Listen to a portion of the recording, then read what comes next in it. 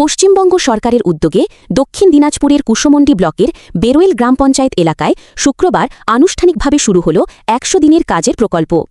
ফিতে কেটে ও মাটি কেটে প্রকল্পের উদ্বোধন করেন কুশমন্ডির বিধায়ক তাপস চন্দ্র রায়।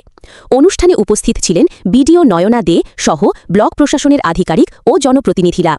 বিধায়ক তাপস চন্দ্র রায় জানান, এই প্রকল্পে এলাকার মানুষের কর্মসংস্থানের সুযোগ বাড়বে। পাশাপাশি রাজ্য সরকারের উদ্যোগে আগামী মাস থেকে ১০০ দিনের কাজ ১২৫ দিনে উন্নীত করার পরিকল্পনা রয়েছে, যার ফলে আরও বেশি শ্রমিক কাজের সুযোগ পাবেন।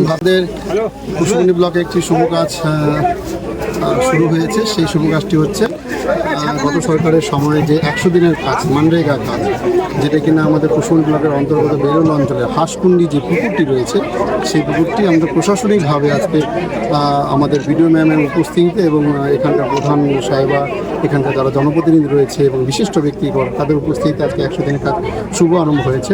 আপনারা সকলে জানেন যে এই ১০০ দিনের কাজটি আগে মানরেগায় যে কাজটি রয়েছে, এই কাজটি আগামী মাস থেকে জি রামজি বলে কাজ বলে পরিচিত হবে এবং যেটি কিনা অলরেডি ১০০ দিন ছিল, সেটা আগামী দিনে ১২৫ দিন হতে চলেছে নতুন সরকারের তত্ত্বাবধানে। তো কাজ এগোবে, সরকার এগোচ্ছে, কাজ এগোবে, প্রত্যেকটা মানুষ যাতে কাজ পায় তার জন্য আমরা চিন্তাভাবনা করছি।